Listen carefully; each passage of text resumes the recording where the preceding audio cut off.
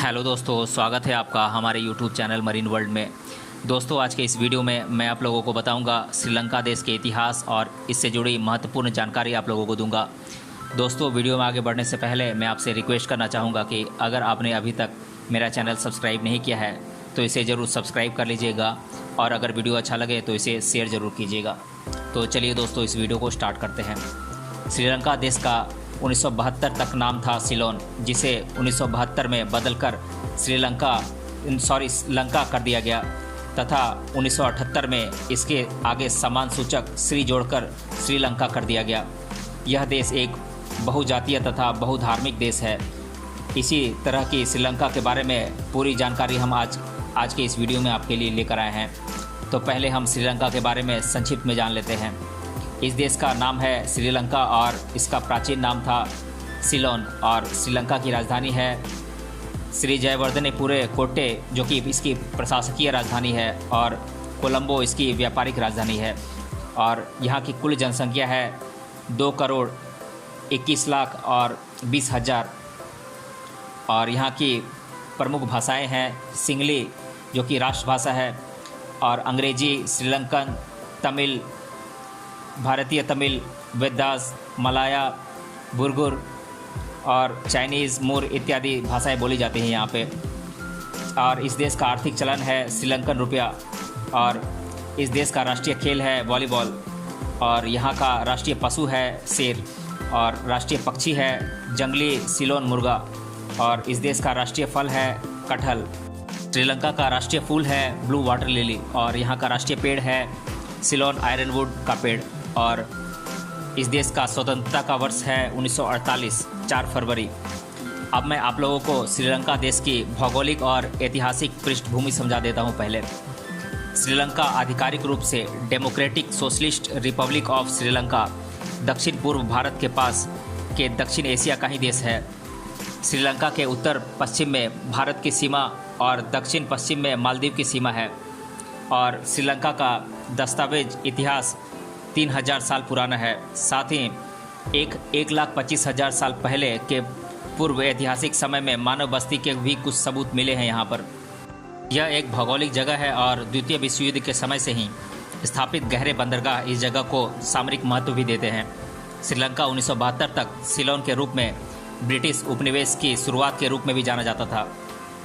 श्रीलंका के ताजे इतिहास में 13 साल का सिविल वॉर शामिल है, जो दृढ़ता से तब खत्म हुआ जब श्रीलंका के सैनिकों ने लिबरेशन टाइगर ऑफ तमिल इलम यानी कि LTTE को 2009 में पराजित किया था। यह विभिन्नताओं और बहुसंस्कृतियों वाला देश है। साथ ही श्रीलंका बहुत से धर्मों, जातीय समूहों और भाषाओं का भी घर है। बहुमत वाली श्रीलंका बहुत से श्रीलंकन और तमिल, भारतीय तमिल, मूर और बुर्गेर मलाया, काफिर और आदिवासी वेदा लोगों का भी घर है। श्रीलंका में समृद्ध बौद्ध विरासत है और श्रीलंका बुद्धा के लेखों के लिए भी प्रसिद्ध है। श्रीलंका एक गणराज्य और संयुक्त राज्य है जिस पर अर्ध राष्ट्रपति शासन प्रणाली से शासन किया जाता है, यानी कि सेमी प्रेसिडेंशियल गवर्नमेंट यहाँ पर है। और श्रीलंका की वैधानिक राजधानी श्री जयवर्धनेपुरे कोट्टे है और श्रीलंका का सबसे बड़ा शहर कोलंबो है। और अंतर्राष्ट्रीय मौक़ों पर श्रीलंका का इतिहास काफ़ी लंबा रह चुका है। साथ ही Sri Lanka South Asian Association for Regional Cooperation यानी कि सार्क और United Nation, Commonwealth of Nations, G77 और गुट निरपेक्ष अभियान यानी कि नॉन अलाइन मूवमेंट के संस्थापक सदस्यों में भी एक था। और मालदीव के साथ साथ ह्यूमन डेवलपमेंट इंडेक्स में उच्चतम विकास दर के साथ श्रीलंका दक्षिण एशिया के 2 देशों में एक है। अब हम श्रीलंका के प्रमुख धर्मों के बारे में जान लेते हैं। समुद्र से घिरे हुए प्राकृतिक द्वीप के रूप में बसा हुआ छोटा सा देश होने के बावजूद दुनिया में महत्वपूर्ण देशों की सूची में श्रीलंका को स्थान प्राप्त हुआ है। इस देश में प्राकृतिक सुंदरता की कोई कमी नहीं है, जहां चारों ओर आपको यहां हरियाली नजर आएगी। बात करें देश में मौजूद धर्मों की तो यहाँ की सर्वाधिक जनसंख्या बौद्ध धर्म का पालन करती है और यह देश का प्रमुख धर्म है। इसके अलावा हिंदू धर्म के लोगों की संख्या अच्छी खासी है, जिसमें अधिकतर दक्षिण भारतीय मूल के तमिल भाषी लोग यहाँ पर मौजूद हैं। इसके बाद अन्य धर्मों के तौर पर इस्लाम और ईसाई धर्म का पालन करने वाले लोगों का क्रम आता है, जिनकी देश की कुल आबादी में 16% तक जनसंख्या मौजूद है। अब हम श्रीलंका की प्रमुख भाषाओं के बारे में जान लेते हैं। आधुनिक युग में जहां दुनिया के अधिकतर देशों में अंग्रेजी भाषा का मुख्य तौर पर प्रयोग किया जाता है, शायद श्रीलंका भी इससे कुछ हद तक प्रभावित है। फिर भी अंग्रेजी को देश में शिक्षा और अन्य कामकाज हेतु दूसरा स्थान प्राप्त है। श्रीलंका में प्राथमिक भाषा के तौर पर सिंहली और तमिल भाषा का देश के सभी हिस्सों में प्रचुर मात्रा में प्रयोग किया जाता है। यहाँ पर सिंहली या तमिल को मातृभाषा और राष्ट्रीय भाषा का दर्जा प्राप्त है, जिसका आमतौर पर बोलचाल में इस्तेमाल किया जाता है। श्रीलंका में आपको श्रीलंकन तमिल और भारतीय तमिल इस तरह से दोनों भाषाओं का इस्तेमाल करने वाले लोग मिल जाएंगे आपको। बात करें अन्य मौजूद भाषाओं की तो यहाँ पर चाइनीज़, वेदास, मलाया, बुर्गर, सिलोन, मूर, उर्दू इत्यादि भाषाओं का भी प्रयोग किया जाता है। अब हम श्रीलंका का इतिहास संक्षेप में जान लेते हैं। भारत के इतिहास से श्रीलंका देश का इतिहास काफ़ी ज़्यादा मेल खाता है, क्योंकि तत्कालीन सिलोन और भारत के बीच न केवल व्यापारिक संबंध थे बल्कि धार्मिक और ऐतिहासिक संबंधों की पृष्ठभूमि भी रही है। इसका सबसे उत्तम उदाहरण रामायण काल के रावण का राज्य तथा प्रभु श्री राम के द्वारा रावण का पराजय हमेशा हमें दर्शाता है कि प्राचीन काल से श्रीलंका में मानवीय संस्कृति काफ़ी समृद्ध थी और उसका विस्तार भी इस देश में काफ़ी हद तक हुआ था। इस बात के सबूत आज भी हमें श्रीलंका में देखने को मिलते हैं, जिसका पर्यटन स्थल के रूप में देश के अंतर्गत विकास हुआ है। श्रीलंका के इतिहास का सबसे महत्वपूर्ण अंग है बौद्ध धर्म का प्रचार प्रसार, जिसकी नींव 250 ईसा पूर्व पहले सम्राट अशोक द्वारा रखी गई थी। भारत के ऐतिहासिक स्रोतों से हमें इस बात के पुख्ता सबूत प्राप्त होते हैं कि सम्राट अशोक ने अपने पुत्र महेंद्र और पुत्री संघमित्रा को बौद्ध धर्म के प्रचार प्रसार हेतु श्रीलंका भेजा था। आगे बौद्ध धर्म के प्रचार ने मानो श्रीलंका के सामाजिक और धार्मिक परिवेश में अद्भुत बदलाव लाए। शायद इसी वजह से इस देश की सर्वाधिक जनसंख्या वाले धर्म के रूप में बौद्ध मत उभर कर सामने आया। स्पष्ट रूप से यह तय है कि श्रीलंका के ऐतिहासिक पृष्ठभूमि में गौतम बुद्ध, प्रभु श्री राम और सम्राट अशोक का संबंध है। इसके अलावा साल 1948 तक इस देश पर क्रमशः पुर्तगाली, डच और बाद में अंग्रेज़ों ने शासन किया था और अंततः 4 फरवरी 1948 को श्रीलंका को अंग्रेज़ों से स्वतंत्रता हासिल हुई और आज संवैधानिक देश के रूप में श्रीलंका देश की एक अलग पहचान बन गई है। अब हम श्रीलंका के इतिहास के प्रमुख शासकों के बारे में जान लेते हैं। तो यहाँ पे मैं आप लोगों को बताऊँगा श्रीलंका के ऐतिहासिक शासकों के बारे में, जिनका ब्यौरा मैं एक एक कर आपको बता देता हूँ। ये राजा हैं विजय, जो कि 543 से लेकर 505 ईसा पूर्व तक श्रीलंका के प्रथम शासक थे, जो कि भारत से श्रीलंका आए थे। और राजा विजय के मंत्री थे उपतिस्सा, और पांडु वासुदेवा जो कि राजा विजय का सगा भाई था, और अभया जो कि पांडु वासुदेवा का बड़ा पुत्र था, और पांडुकाभ्य, गंतिस्य, मुतासिवा, देवनाम पियातिस जो कि सम्राट अशोक के समकालीन श्रीलंका का राजा था, और उत्तिया, महाशिवा, महानामा, श्री विक्रम राजसिंघे जो कि श्रीलंका के अंतिम शासक थे। आपको बता दें कि वैसे तो श्रीलंका के इतिहास में लगभग 185 शासक हुए हैं, जिनमें से कुछ प्रमुख शासकों का विवरण हमने आपको दिया है। अब मैं आप लोगों को श्रीलंका की संस्कृति और सामाजिक जीवन के बारे में जान लेते हैं। तो ऐतिहासिक स्रोतों के अनुसार राजा विजय ने भारत से श्रीलंका में गमन किया था। उसके बाद वहाँ के वे शासक बन गए थे, जिसके बाद श्रीलंका में राजघरानों का साम्राज्य शुरू हुआ। राजा देवनाम पियातिस्य के शासनकाल से श्रीलंका में बौद्ध धर्म का प्रचार प्रसार शुरू हुआ, जो कि देखते ही देखते श्रीलंका का सर्वाधिक जनसंख्या वाला धर्म बन गया। शुरू में श्रीलंका में हिंदू और बौद्ध धर्म का पालन करने वाले लोग ही मौजूद थे, जिसमें इस्लाम के उदय के बाद इस धर्म के लोगों का भी प्रवेश हो गया।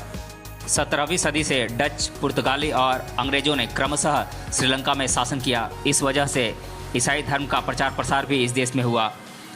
आज के सामाजिक परिवेश में श्रीलंका में हमें मुख्य रूप से इन चारों धर्मों से जुड़े लोगों की संख्या अच्छी खासी देखने को मिलती है, जिस वजह से यहाँ इन धर्मों के धार्मिक स्थल भी मौजूद हैं।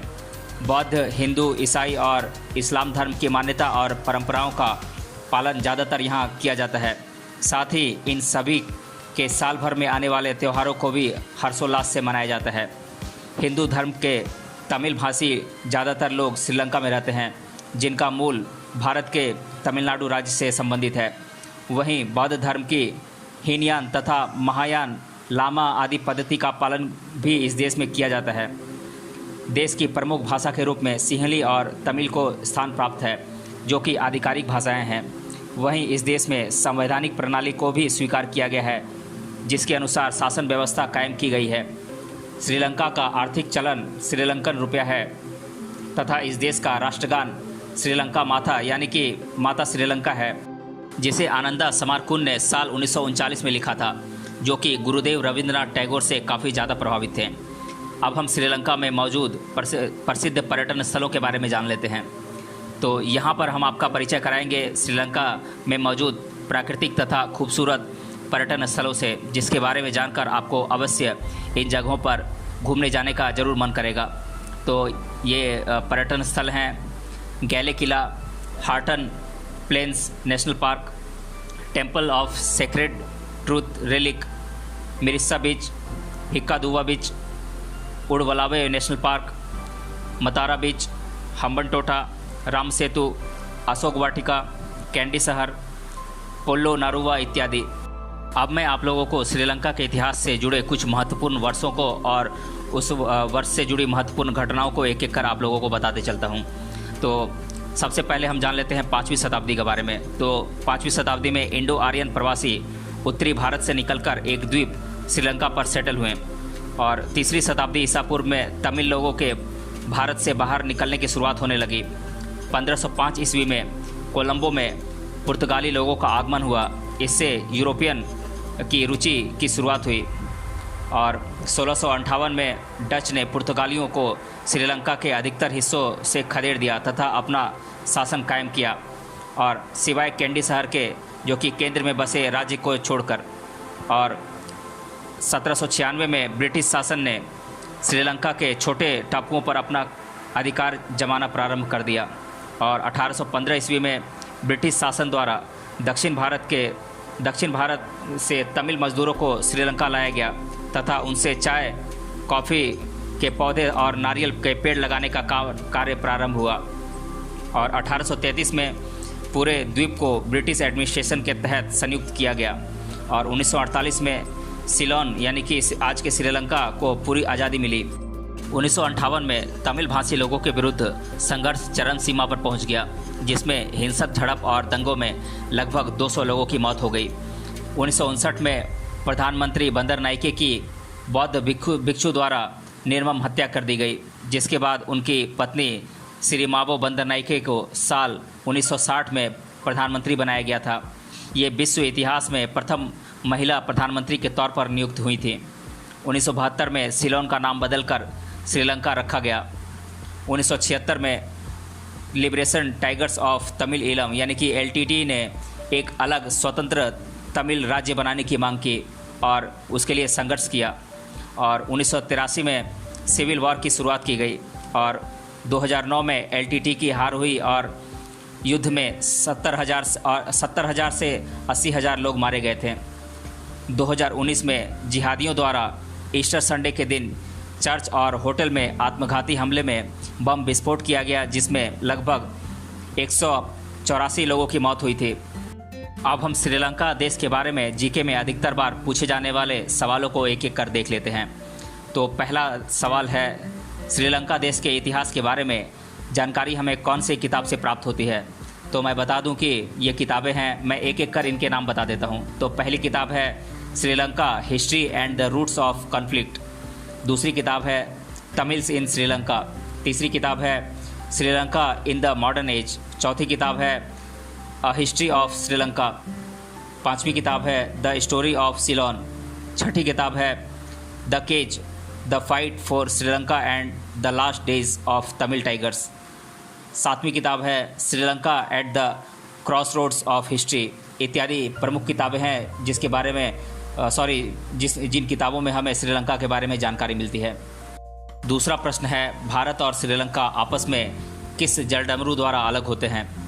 तो मैं बता दूं कि भारत और श्रीलंका आपस में पाक की खाड़ी और मन्नार की खाड़ी के द्वारा अलग होते हैं। तीसरा प्रश्न है, श्रीलंका देश के राष्ट्रगान के निर्माणकर्ता कौन हैं? तो इसे लिखा था आनंदा समारकुन ने। चौथा प्रश्न है, विश्व की प्रथम महिला प्रधानमंत्री कौन है तथा वे कौन से देश से संबंधित हैं? तो मैं बता दूं कि ये महिला हैं श्री मावो बंदरनाइके, जो कि श्रीलंका की हैं। और पांचवा प्रश्न है, श्रीलंका देश विश्व में प्रसिद्ध क्यों है?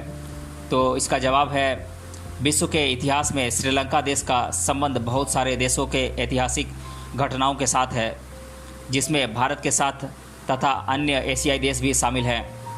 दुनिया में चाय के प्रमुख उत्पादक देश के तौर पर श्रीलंका को देखा जाता है, जहां पर आए दिन प्रचुर मात्रा में कॉफ़ी का भी उत्पादन किया जाता है।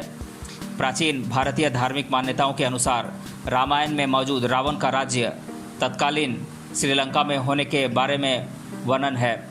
इसके अलावा अशोक वाटिका, जहां सीता को रखा गया था, आदि स्थान भी श्रीलंका में मौजूद हैं। राम सेतु को भारत श्रीलंका के बीच समुद्र पर ही बनाया गया था, जो कि आज भी पर्यटन और इतिहासकारों के लिए आकर्षण का विषय बना हुआ है। सम्राट अशोक द्वारा बौद्ध धर्म के प्रचार प्रसार हेतु उनके पुत्र और पुत्री को श्रीलंका भेजा गया था, जिसके सबूत इतिहास में मौजूद हैं। गौतम बुद्ध के दांतों को आज भी श्रीलंका के एक मंदिर में संभाल कर रखा गया है, जिसे देखने दुनिया भर के बौद्ध धर्म से जुड़े लोग श्रीलंका आते हैं।